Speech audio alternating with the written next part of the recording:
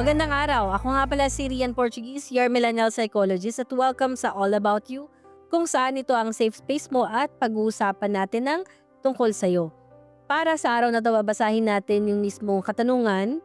Sabi ni Erwin, sa sobrang tindi ng problema, gusto ko nang sumuko. Hindi ko na may isa-isa lahat kasi nagpapatong-patong na siya. Wala naman akong mapagsabihan. Bilang panganay, minsan naiisip ko na lang na bakit pa ako nandito kasi napapagod na rin ako. Walang kumakamusta man lang sa akin. Di ko naman masisisi yung marami sa atin, di ba, na kung minsan kaya pala nagpapatong-patong yun kasi nga hindi natin nahaharap kaagad o hindi natin kasi kinikilala din kaagad.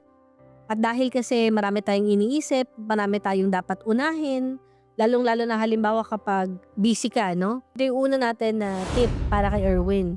Magkaroon ng oras sa sarili para magpahinga. Kapag sinabi nating pahinga, hindi naman kailangan na dapat ihihinto mo lahat ng bagay para makuha mo yung kailangan mong pahinga. So dapat, kung meron tayong kalendaryo, di ba? Check yung calendar ninyo, schedule nyo yan. Dapat meron ka man lang oras sa isang araw, 30 minutes o kahit hanggang 1 hour. Anything na kung anong nafe-feel mo na interesado kang gawin. So, magkaroon ka ng oras sa sarili, sinasama mo yan araw-araw. And siguro maganda rin to na reminder sa lahat kasi sabi niya kanina nagpapatong-patong. Again, huwag po natin nahayaan na yung mga problema natin ay magpapatong-patong.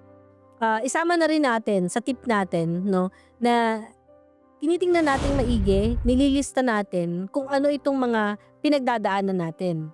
Ano yung nagsastruggle tayo? Ilista mo kahit hindi naka-arrange. Lista mo muna silang lahat para maging malinaw sa'yo ano itong mga sinasabi mong nagpapatong-patong. Tapos, tingnan mo alin doon yung pinaka-realistic na kaya mong solusyonan sa ngayon. Tapos, alin doon yung mga problema na feel mo nangangailangan ng tulong mula doon sa mga taong mahalaga sa'yo. Kasi pwede yun. So, pangatlong tip natin dito, importante na maniwala tayo. Maniwala tayo na sa kabila ng pinagdadaanan natin na meron tayong pag-asa.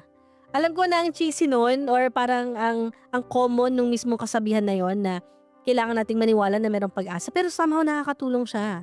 Kapag may mga pagkakataon na nalilito talaga tayo, alam mo yun, at hindi na natin alam gagawin natin, yun lang yung reminder na semicolon, keep going.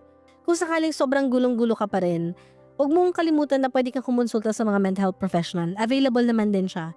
May mga teleconsultations dyan. At may mga crisis hotlines din tayo na available. So hindi ka mag-isa, may mga taong nagmamahal sa'yo at pwedeng makinig sa'yo at maintindihan ka sa mga pinagdadaanan mo. So sa mga nakikinig sa atin ngayon, ayan, maraming salamat. Kung meron din kayong concern tulad nung kay Erwin, huwag kayong mahiya na magtanong at isend nyo yan dito sa ating email na may kita sa baba ng screen. Muli po, this is Rian Portuguese, your millennial psychologist.